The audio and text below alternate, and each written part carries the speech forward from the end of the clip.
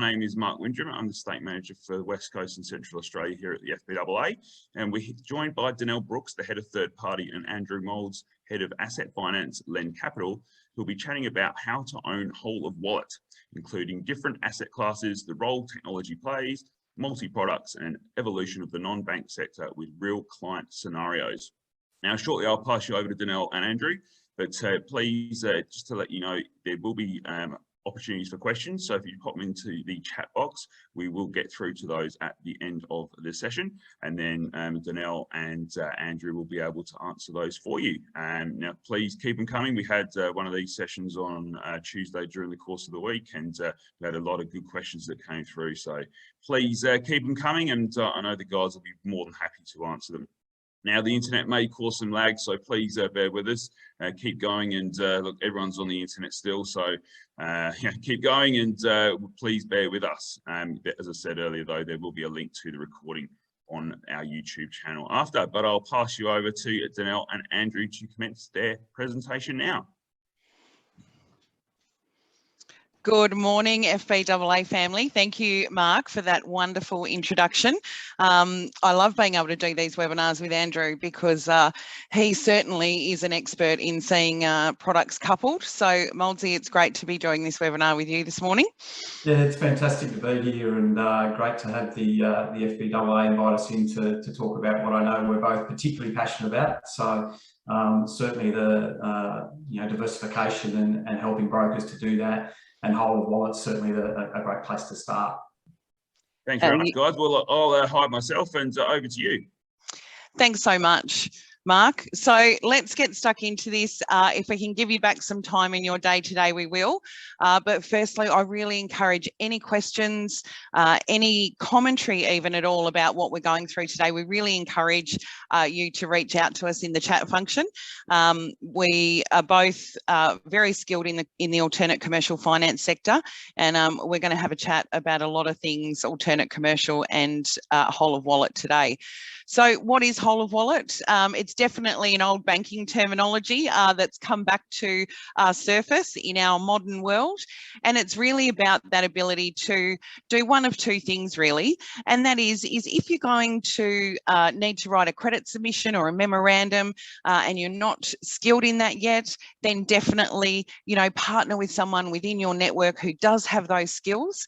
But in the alternate finance sector, you can definitely transact these deals yourself, and that's what we want to talk about today. So you can leverage technology to make this transaction much easier. And for those of you who do know, and maybe if you don't, Lend is really dedicated to our Lend ED, which is our education platform, which drills into client scenarios from every lender and is not the fluff and dice. So we talk about the real, I guess, decision metrics that sit behind deals and how it actually supports you and your client. It also helps you to identify those products that you may not be that comfortable with. Why is it important? We know from recent research that you as brokers are the most trusted advisor in a small business. So it's highly important that you can actually say to that customer, hey, yep, I can do that for you, and know where to go and know where to start, as opposed to turning that business away, because there is someone out there who will. So our objectives today are to evoke thought, evoke emotion, create some confidence, and again, please continue to use the Q&A chat function. And at the end of the webinar, we'll actually be going through some of those coupling of products so that you can understand that. And the PDF of those scenarios with all the notes attached to them are actually available in the chat function. So I'm going to kick us off. So no one product, nor one lender, nor one solution is the favourite ice cream anymore. So we've seen this huge evolution of the commercial sector and especially the alternate finance sector. It's evolving at really an accelerated rate, and it's actually perpetuated by traditional lenders constricting risk profile, as we've seen, and many of you that are resi brokers know that as well in your field of expertise, and also appetite for applicants that are other than vanilla. And Andrew is certainly going to touch on later why we are seeing more SMEs in the other than vanilla section of our industry. Now, Understandably so, there are many borrowers who do fit traditional lenders mould and are subsequently benefiting from a time where money is cheap and competition is very fierce. But conversely, the upswell of anything but vanilla clients continues to drive demand for specialist finance, particularly in our business borrowing, where entrepreneurialism and, you know, off-piece concepts and operations and solutions have become the accepted state of play versus the exception. So, and certainly in the alternate space, we love that. There's a real spike in the commercial lenders that scoop up the overflow in our industry at the moment. And could alternate lenders continue to provide a home to this overflow where they don't meet the traditional really strict criteria? Look, I guess alternatively, commercial finance lenders really continue to respond to immediate and emerging demand, and they're much more open to providing more and more niche offerings that really provide highly customised solutions to, I guess, specific business challenges, and that's what we're going to talk about today. We're definitely in an environment where business borrowers are really in an enviable position of being able to access all sorts of commercial finance. So we're going to look at, you know, from secured to unsecured short-term and term loans, asset finance, which is Moulds' absolute area of expertise.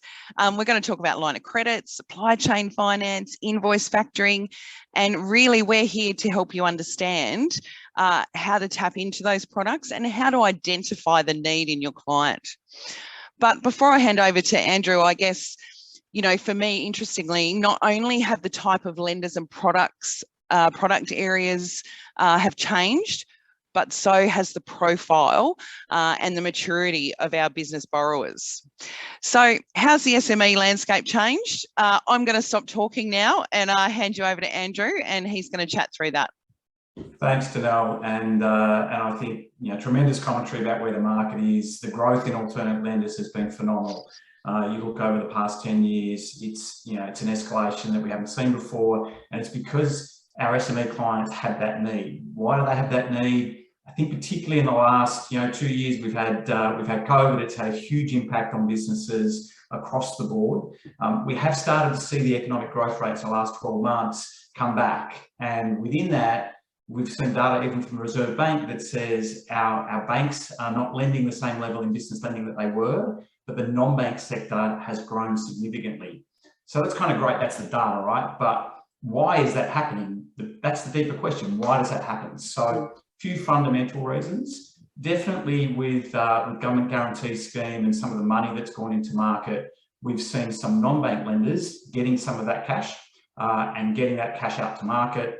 It's created an environment where they could potentially play a little harder on price than they might have been able to before, but they've been able to couple that with their view of policy and their view of credit assessment. So I think the second piece when we look at COVID impacts and how that's affected the marketplace is when we look at business financials. So, if we wind the clock back and go to 2020, a lot of businesses that were either trying to shore up their working capital position, they could see some change coming. They were potentially trying to access funding in the market to give them a bit of a safety net. They've also had in their financials in the last 2 years, potentially cash flow boost, JobKeeper, things that a traditional bank is going to take out of the servicing calculation. Yeah. So the appetite for lending needs to come from those who've got the ability to look at aspects that the traditional banks won't. So forward projections, three-way forecasts, looking at the fact that if this is an additional asset potentially for the business, then as an additional asset, it's going to produce additional revenue. And starting to look at projections and bank statements as a key component of their credit assessment. I had a recent example for a client where when we looked at their 12-month statements, it's really in the last 180 and 90 days that we've seen a massive increase in revenue for that client. And we're able to use that bank statement to get that client set with an alternate lender because they're willing to look at that over and above the financials. I think also COVID's had a fantastic impact in terms of entrepreneurship. There's been a need for people to change tack and do it really quickly. So I was reading a story recently, business that provided staging equipment to the live entertainment industry. So they're making props effectively. And clearly that industry was significantly impacted through COVID. So they changed tack, set up a new brand, and went into building office furniture, targeting the work from home market. Now that business needs to get some funding, and as almost a startup, who's going to fund that? There needs to be alternate lenders available to do that, with the ability to support them. So I think they're the key changes that we've seen, particularly in the last 2 years. On top of this, we're seeing much greater education and information in the marketplace. So I think our broker network, as a general rule, have got a lot more information, becoming more skilled in terms of looking at other products. Technology's improved. And the forms of funding that are available, whether it's against business receivables, inventory, cash flow or assets, are far greater than they were. SMEs that might have thought that they could only fund against property in the past are now hearing from their trusted partners, whether it's you, their accountant or their business networks, that the alternatives are there, they're genuine, and they can really make a difference to them and to their business. Yeah, absolutely. What are some of those, I guess, opportunities and challenges, Mouldsy, for SME businesses, and how are brokers vital in supporting their clients? Yeah, I think the challenges for the SME client is, one, getting partners to really understand their business, first and foremost. So if you're a broker, and particularly if you're a residential mortgage broker and you've got SME clients, you're already typically doing funding for them, generally for their home loans. So you talked about it, Dee, in terms of being the trusted advisor. It's never been truer. I think the key from there, if you're a broker and you're going to start getting into helping your SME customer, kind of think about what happens when they're going to ask you the questions. So the first piece, recognise your role, recognise they do trust you. Don't underestimate that. Second piece is, if you're going to branch out and you want to tackle this whole wallet scenario, you need to have a plan. How are you going to do it? So when the client comes back to you and says, can you help me with asset finance? Can you, help me have a look at my invoices and see what's there and what I could do? If you don't have access to a network, if you don't have access to technology, if you don't have the tools there to be able to help you, your trust measure is going to start to go down, right? So making sure that you have that network in place. So build a bit of a plan about how you're going to do it. There are some challenges in this marketplace to do that. Lender accreditations is one of them, right? So in asset finance, that can be problematic for some lenders, not for others. But again, making sure you have a strong network, good referral partners if that's the path you want to go down, and also understanding your pathway to educate yourself. I think if we talk about understanding the SME client, Donelle, you and I have done plenty of this in the past. What kind of things, when I'm talking to an SME customer, what are the questions that you're going to ask them, and how can we help brokers understand how to do that? Absolutely. And, I talk about it when I do Lend ED, is about, there's a handful of, or a suite of questions. And if you've got those questions in your toolkit, and then you combine that with, technology as well, then you're actually going to be able to identify the right opportunity. And one of the biggest products that I find is completely untapped in this market, and I talk about it all the time, so you're probably sick of hearing it, Andrew, but is debtor finance. And so 2 questions is, who are your clients? And if they're other businesses, what does it mean, to their business if they're paid straight away? And there's 2 simple questions to identify that opportunity. And thirdly, with this particular one, is it's all based on the quality of the debtor. So if your client has been impacted by COVID, but they've got a really strong debtors ledger with some strong debtors on there, then they're going to be able to access the cash that they need to either take the advantage of an opportunity that's come their way, or actually be able to help them solve a problem. So for me, it's a toolkit of a handful of questions to be able to start you on the right path. Yeah, and I think the fundamental piece of that is recognising for an SME client, what is the problem that we're trying to solve for them? And typically that problem is a cash flow problem, right? It's the ability to either unlock some cash that is potentially tied up in their business, and I'll talk a little more about that, but also tackling a new opportunity, getting funding to take that next opportunity that's come in front of them, that potentially if it's a deal that's going to pay on terms, then they need to be able to fund that before they get paid. So it's really getting that depth of understanding about your client. Where does cash get tied up in businesses? really critical piece here. So cash typically gets tied up in receivables. So people who are going to pay you, if they're paying you on different terms, the sooner you can get that money in the business, the better. So Donelle talks about this in terms of critical question to ask, absolutely critical. Once you've got the answer to that question, then you can dig deeper. I think the other piece that cash gets tied up in is typically in inventories. So, customers holding too much inventory versus their sale rate, those areas are critical. And then it's about opportunity. So understanding in their balance sheet, what else is there? And I know for a lot of brokers that are doing residential mortgages, for your SME clients, you're probably getting the financials, you're getting the balance sheet, you're sending it off to the lender. And that's for the home loan. And quite often you might let the lender do some of that analysis, or you've done some of that analysis yourself. Really encourage you to one, get a little bit of education on how to look at that balance sheet and those financials. There is opportunities littered throughout those, and great opportunities for you to have strong conversations with your customer. So look at their P&L and balance sheet, have a look at whether they do have a lot of receivables and what are they, have a look at what assets are sitting in their balance sheet. You can also see the liabilities. So often if you've done a home loan for an SME client, you may have had to provide a commitment schedule.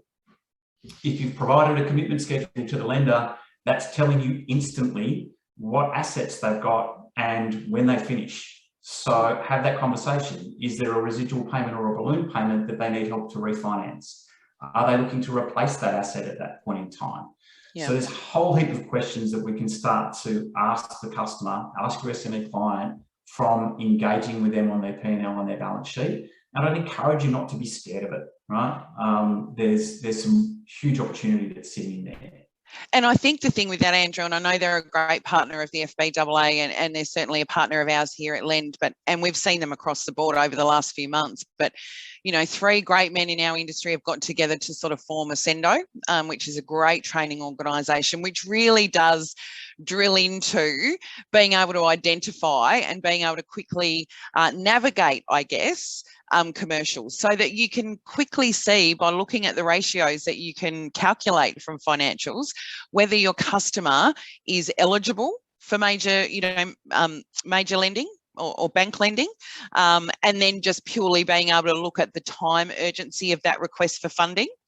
And so by being able to understand those simple ratios, you can also identify really quickly whether they need to sit in the non-bank space. But that leads me probably to why we're saying, compounding products are becoming, the new favourite flavour. Being a Queenslander, if I go and get an ice cream, from the local shop down here on the waterfront, I'm not getting one flavour, I'm getting 2 scoops, and we're seeing that so much more in our space. Commercial broking's really reaching that new level of sophistication, and the confidence that correlates with the sector's maturity now, I think, is what we're seeing. And I think because of that, there's a real significant attitudinal shift towards commercial finance, and both its respective benefits in context of, I guess, the business's overall operations. There's a far greater interest in an understanding of the various types of commercial finance and their corresponding uses and benefits, which is why this is what we really wanted to talk about today. This is led to brokers being more proactive around individual funding solutions, and as you touched on, asset finance, trade supply chain, overdraft facilities.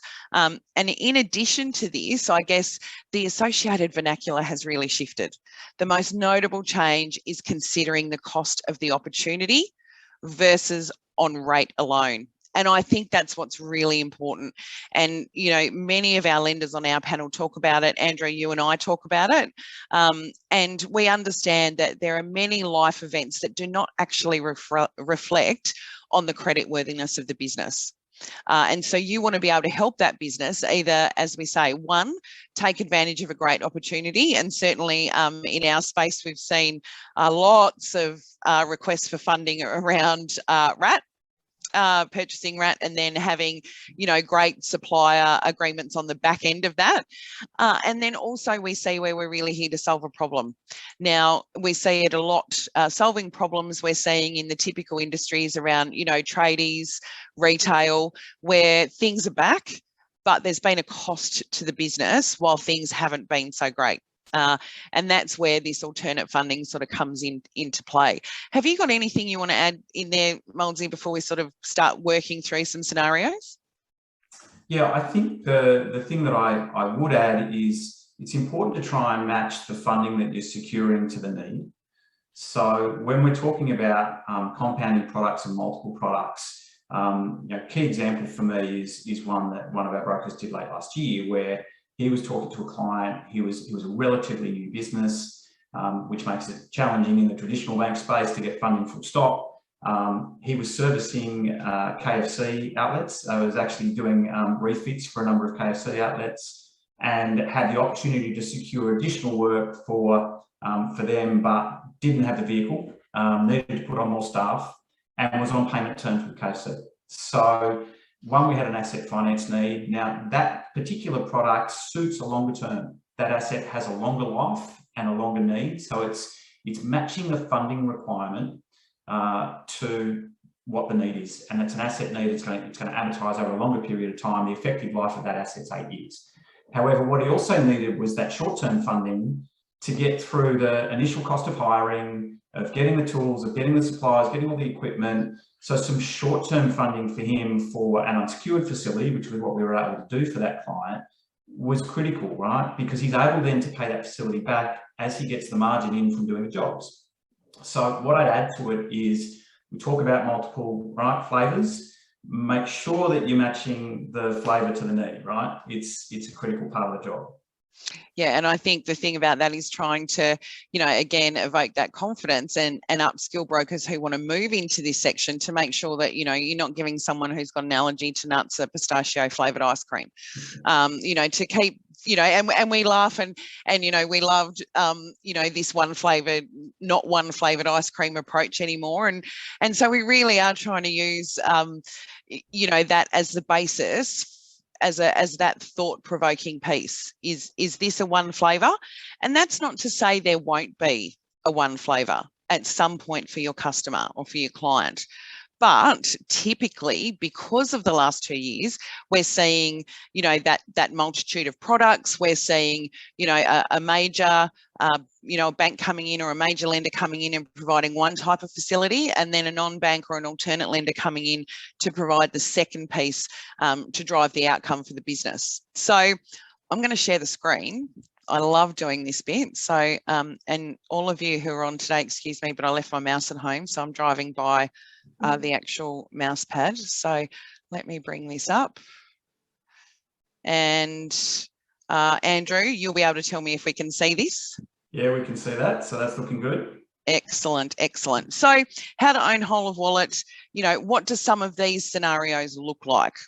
So the first one we really want to talk about is, a plant and equipment hire. They've been trading since 2018, so relatively a new business, 4 years.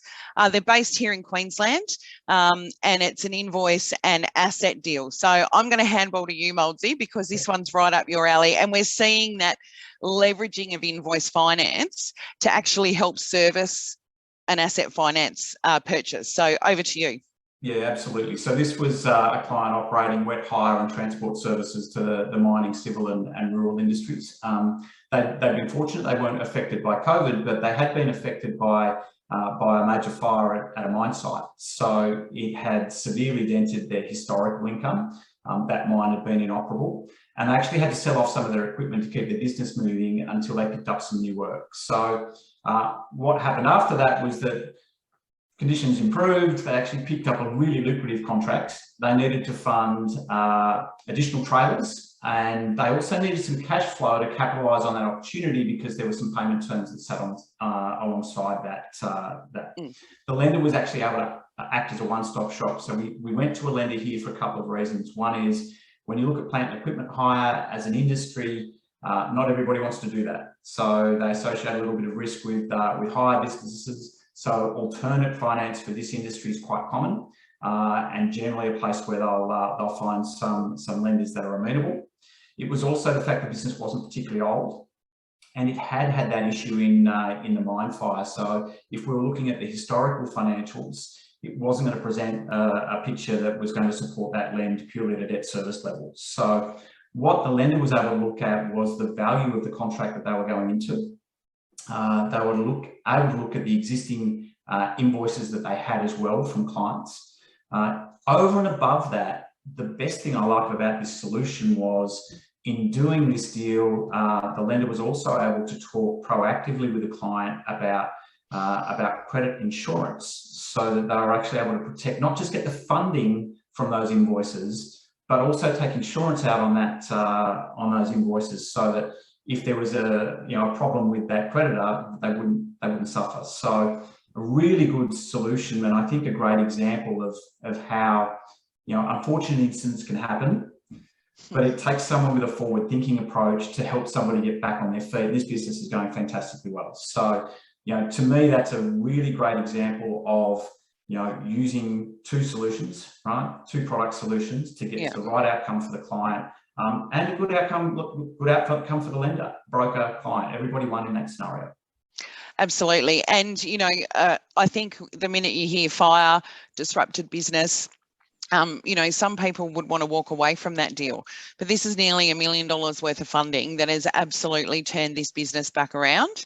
And the fire has now just been a blip on their radar. So again, it's that coupling of products.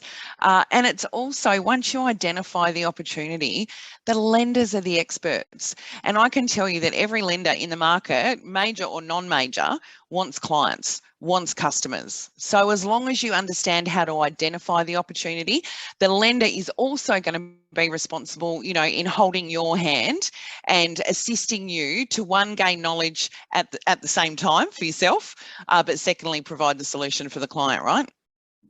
Yeah, absolutely. You talk about every lender's got their appetite. So once you've got a sense of that deal fitting with a particular lender, they're going to be the expert in terms of understanding exactly what you need to obtain from them as well. You've got a great example here, Donelle, in terms of invoice finance and trade finance facility, a very large facility for this client, importer and wholesaler. So perhaps we'll walk the audience through that one.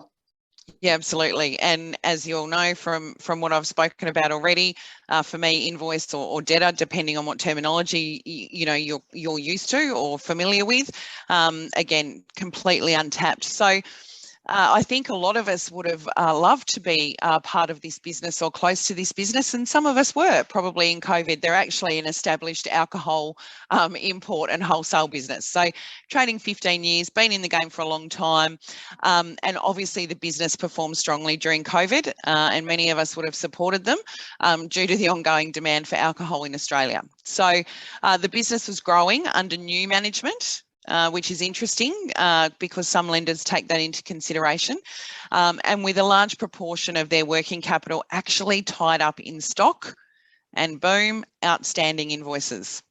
And so the business required a suitable funding solution to be able to free up the cash to meet customer demand and then manage the associated costs with importing alcohol. And so we know a lot about, the struggles and issues around, supply chain and actually importing at the moment. So the lender was able to actually provide a two-pronged solution to the client with an $8 million finance package.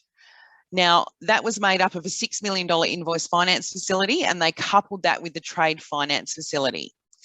Now, this particular deal was transacted by a residential broker who had looked after this client for several properties within their directorship and family, and purely identified the opportunity and then was able to connect to the lender to provide this opportunity. So for a resi broker who's probably done a dozen deals maybe over the last 2 years, to tie up an $8 million facility not only makes that client completely sticky to this broker, but obviously is a great financial win and educational win for the broker. So what this facility did is it didn't only just unlock the working capital tied up in the outstanding invoices, but it also preserves the working capital by using trade finance to pay the suppliers. So this combined facility allows them to pay their overseas suppliers faster, pay the excise tax for containers to be released more quickly, which we know is super important, and to keep up with the ongoing growth demands. So this lender's particular diverse product suite and their super flexible approach really provided the director the peace of mind in meeting current customer demand and the ability to expand comfortably in the future, because we certainly know with invoice and trade that this is a very, very flexible product as far as growing with the ebbs and flows of the business, right?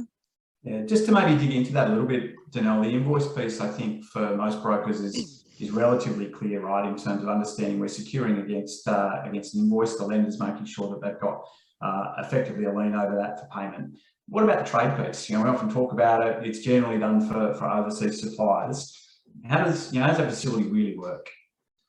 Absolutely. And look, and we see it now, it's not just overseas suppliers, it's become very strong with domestic supplying as well. But where it actually plugs that cash flow gap, especially you'll see trade finance more often than not coupled with a debtor finance facility, because what it does is it actually allows the business to pay for the stock that they need by utilising a trade finance facility that is secured on the back end with the debtor finance facility.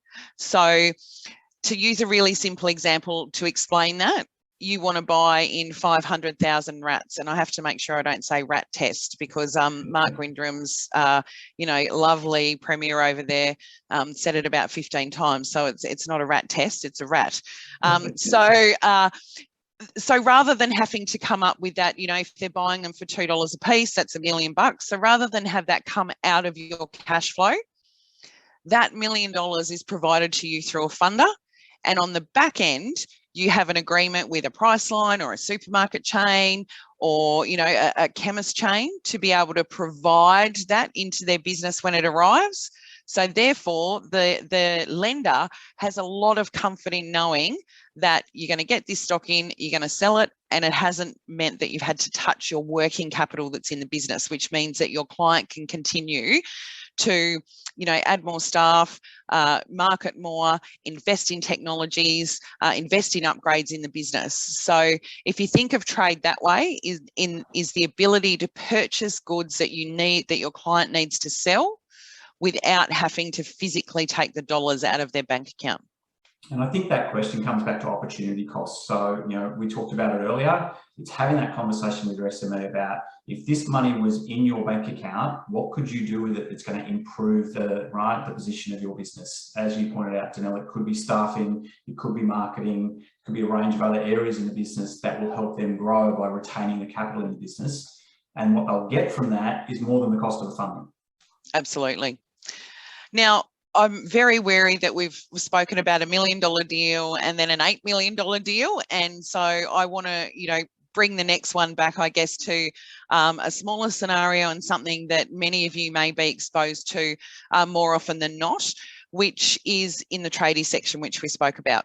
So a plumber, South Australian based, trading for 6 years, and he was looking to hire an additional employee to meet demand.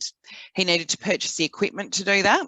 He needed to have a working capital buffer to assist in between invoices being paid, or as we know in the tradie space, bad weather. So, we know how many guys get, guys and girls get, shut off site due to weather. And being based in Queensland, let me tell you that I reckon every construction site in Queensland right now is shut down due to this amazing weather that we're having at the moment with the rain. So the impact to the business for this client was going to be, a 30% increase in revenue projected with the additional headcount and increased productivity. Now, bear in mind, this client had an average monthly revenue, and that's really important to understand in this unsecured space, of $77,000. Their tax debt was manageable and on a payment plan, and it's okay to have tax debt in the non-bank space as long as it's on a payment plan. That's the key. So by offering the client a lump sum of $100K over a 2-year term, that gave the plumber, I guess, that instant cash flow injection, which allowed him to employ the staff and purchase the equipment up front. So that solves that immediate need. 2-year term, fixed payments, know where you're at the end of the 2 years, you've paid your 100K back.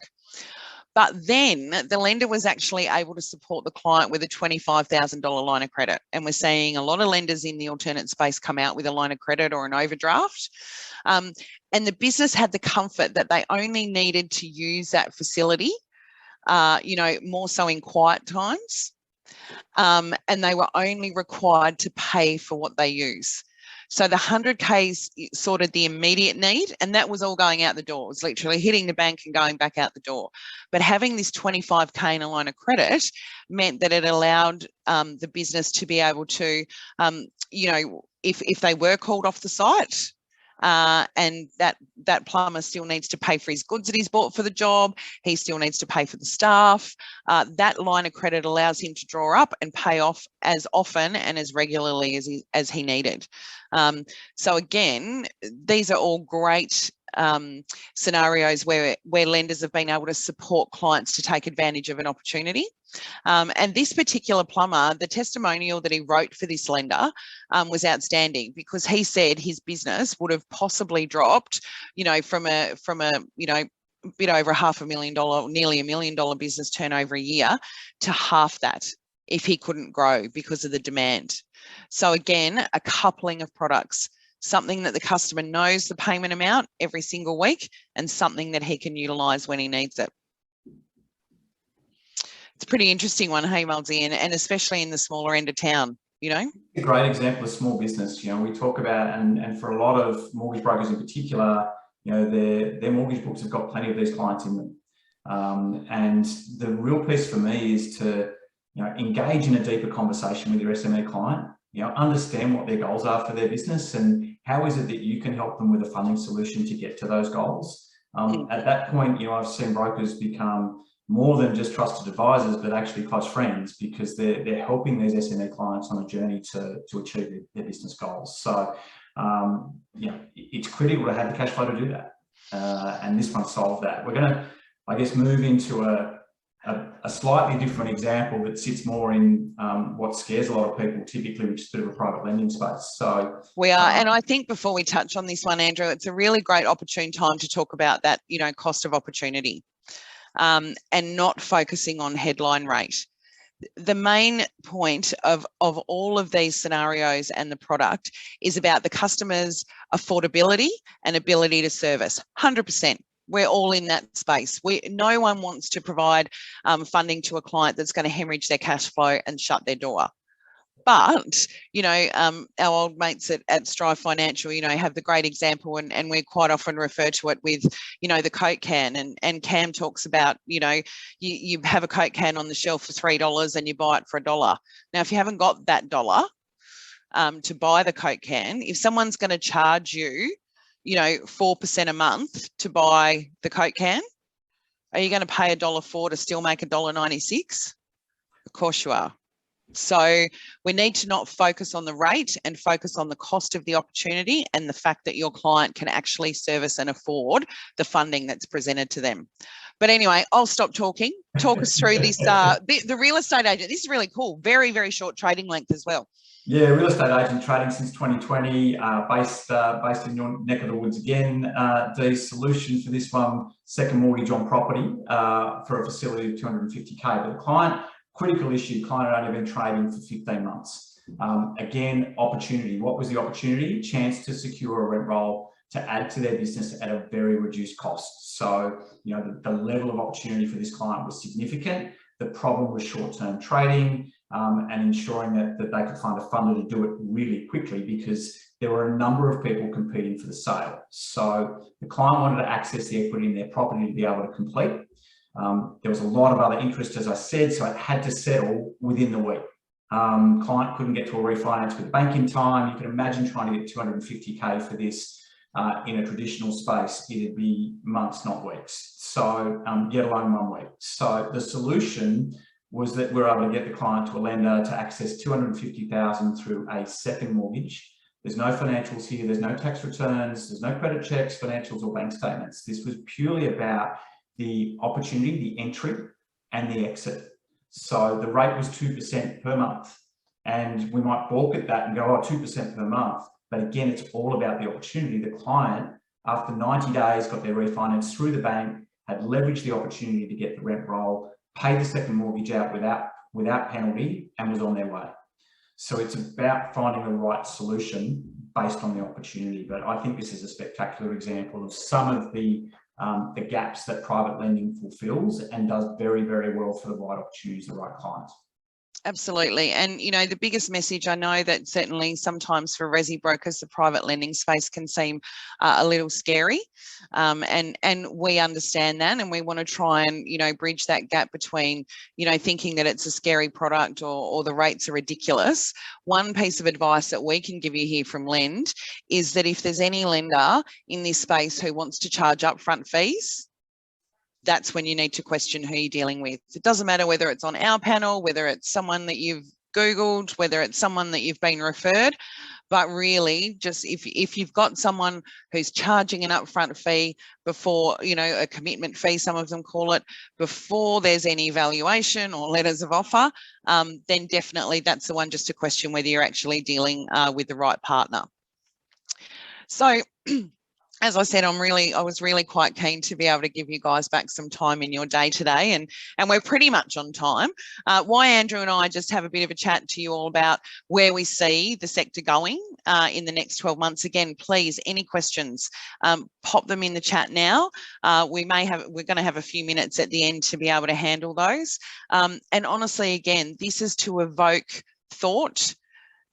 There's no question that, you know, is too simple or too complex. And if we don't have time to address it now, then we'll give you a call or we'll give you an email, and, you know, we'll help you and navigate you on your way to what you have. So if there's anything that anyone would like to drill down into or have a chat about, now's the time to use the chat function. But Mouldsy, where do you see our space going in the next 12 months? Oh, look, I'll probably talk specific to asset for a minute because it's my area, but more lenders, definitely. And we've seen that over the last 12 months. There's been an influx of lenders into the segment. We're definitely seeing in asset finance, it gets hit with the first part of rate movement. So, and for our mortgage brokers, equate this to fixed rate mortgages, you're probably starting to see the longer terms go up. So in asset finance, because a lot of lenders term match their borrowings, we're already seeing rate movements come into that sector. What it's doing is creating more of a level playing field. So, you know, as I mentioned to someone yesterday was, you know, I've got a bank lender carded rate that starts with a 5, and I've got a non-bank lender that's still starting with a 3 for an asset-backed 2-year ABN borrower who wants to buy a brand new ute. So the space for me is right now hyper competitive, and I think that's great. It's great for brokers. There are also a number of lenders in there that are not going direct to market. They're using the broker channel. And there's a reason they're using the broker channel. We talked about them being trusted advisors, but also the ability to get to market, right? And to have the conversation with the client. I think as we move forward from here, that's probably a dive on asset. There's a little more activity starting to happen with people trying to understand where can I get some business because it's getting crowded. So I think it does good things for lenders expanding their offerings. So there'll be, I think, greater access to funding from some lenders. And then in the back end of this year, I think we'll probably start to see a little bit of impact of rate movement. But, you know, beyond that, at a diversification level, I would say for, you know, it's the buzzword and it should be because we're here to talk about whole of wallet. You want to do it to brick wall your client. What I would say is make sure your education's attached to that. So there's pitfalls involved in doing commercial lending. So for example, I could do an unsecured loan for my client who also needs an asset in a couple of months' time.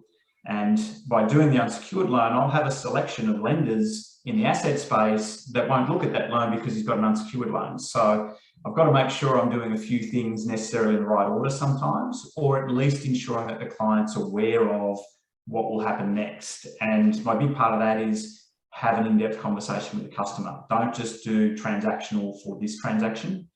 Think about the transaction after this, the one after this, and even the replacement for this one. In asset, we do that often, right? You're buying an asset now. How long do you plan to keep it for?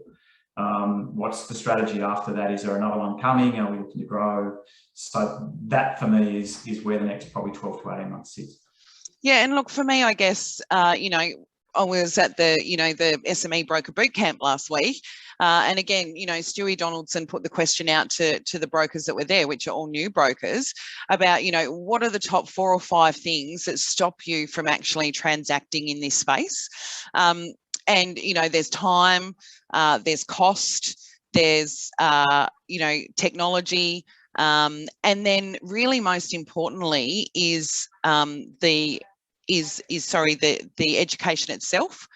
But lastly is fear. And there are plenty of organisations out there, just like Lend, who are there to encourage you to take the step. Some of these transactions are game changers for your clients, and you should not walk away from them. And there are plenty of people out there to help you. And if you're not getting a no, if you're getting a no as far as help is concerned, continue to knock on the door, continue to educate yourself, because really quite often, and I think it's, when I speak to resi brokers about how long it takes to put a submission together for a property purchase, a lot of the transactions that we spoke about today actually take half the amount of time. So I think that, time is often a little bit of a myth. There's some great technology platforms out there, not just ours. We work with a lot of lenders, we're agnostic, and it's the same. People have a choice on what tech platforms they want to use, but there's plenty of technology out there to help hold your hand, to help you with lender matching. And so for me is don't be fearful, step into the space. Because it's booming. It's a great way to grow your own book. It's a great way to financially reward yourself and your business, which in turn, affects your family's financial wealth. And secondly, get educated, whether it's through Lend ED sessions, whether it's through the guys at Ascendo, whether it's leveraging and leaning on other trusted partners. I guess that's really my piece of advice for the next 12 months is, don't fear. Put your toe in the water, and there are plenty of people there that will help you, keep you afloat as you work through these commercial transactions. Yeah, I absolutely think it's about enhancing the value, number one, that you're adding to your clients. But the outcome of that is the value that you're adding to your business. So by doing this, this exercise of diversification, so I think you need to have a bit of a plan around how you're going to do it. But it's about those two things. And I don't know too many people who don't want to have a more valuable business. So. Absolutely.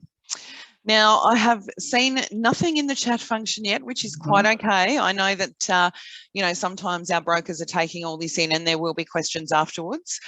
So I'm sure that, the team at the FBAA, Mark and Mariah, will be more than happy to put you in contact if you would like to speak to either of us. But just before we wrap up, I've only given you 10 minutes back in your day, but we'll just give everyone sort of 60 seconds in case there is a question out there. But otherwise, thank you so much to the FBAA. Thank you to our group of brokers who've, booked in an hour of their day to open their minds to this type of lending. Alison, thank you so much. And we're definitely here to support you. And there are so many opportunities out there. And you're right, there's lots of people here to help you. Leith, thank you very much. Certainly, I won't share Leith's surname for everyone, but you can see it in the chat function anyway. But Leith is someone who has really actually grown, hit the commercial side of his business, works with Andrew a lot in the asset finance space, and that coupling of products to provide a solution. So yeah, thank you very much, Leith. And Hassan, yes, there's definitely a recording out there. But Marco, I'll hand over to you. Thanks very much, Donelle. Look, I just had one, not particularly relevant to the actual session, but to you guys in general about your Lend ED. Now, what's the most probably interesting couple of things that you put up on there recently, would you say? So this year, Mark, we've actually re-recorded the whole lot. So it's a brand new place of content, and it's actually was released today. So it's very good timing to be part of this. And they're short, and we're very grateful to be supported by the FBAA around CPD hours from this. And again, being in an agnostic space, some of the other industry associations back it too, because it is relevant. It's not the fluffy dice stuff, right? So we really delve into it. But what we focus on this time is client scenarios. So there's 58 lenders on our panel, and every single Lend ED session has got 2 case studies that we actually chat through with the lender. So super important, because we know that it's great for brokers to either go, damn, I had that opportunity come across my desk. Now I know where it can go when I see it again. Or for those brokers who are stepping in, when they see the opportunity, they go, oh, that's right. I've read that or I've seen that. I'm going to go back. So it's real life, real scenario type education this year, Mark. And thanks again to the FBAA for your support around that. Oh, no, thanks very much to you guys. I mean, I think scenarios are the best way, and obviously for this session today, scenarios just get brokers thinking, and hopefully the brokers online today have really got their kind of brains ticking over about, you know, yeah, I did have someone like that, and this could have been something that I could have placed. And that's the best thing about these and the LendDDs and any type of scenario sessions, you know, throughout the industry. I think they're the best ones that have that type of just the thought process that go through things. So look, thanks very much for you guys. And look, I've just got another one. Yes, there will be a recording after the session after as well. So that is the most popular of all the questions, I think. And yeah, it will be on our YouTube channel. So if you do head to our YouTube channel, you can click subscribe, and then you'll actually get notifications of when this and all of our other sessions get live onto YouTube from there. And then you can watch them in 77-inch glory if you want to on your TV at home. Oh, I'm sure no. everyone would like to do that. And Mark, just to touch on again, in the chat function is the PDF of those scenarios, but it's actually got all the notes in it as well. So the story behind just that very brief information that you all saw on the screen, the information that Andrew and I talked to is actually in that PDF. So before you jump on, if you go into the chat function, it's the first thing that was posted. If you do want to download that, that's also in there too. Cool, excellent. Well, I'll just tread water while everyone downloads that through the chat function before we close the session, of course. But we will also be sending all of your contact details through to all the participants today. And so if anyone does have any questions and they just want to talk one-on-one to you guys, then the option is also there. It'll also contain CPDs as well for today's session. But look, hopefully I've given everyone, I'm sure there's been 77 downloads of that PDF in that 30 seconds. So we'll leave it there. But look, thank you so much, everyone, for joining us. And thanks very much, Donelle and Andrew. Thanks, everyone. Stay safe, everyone. Bye. Bye.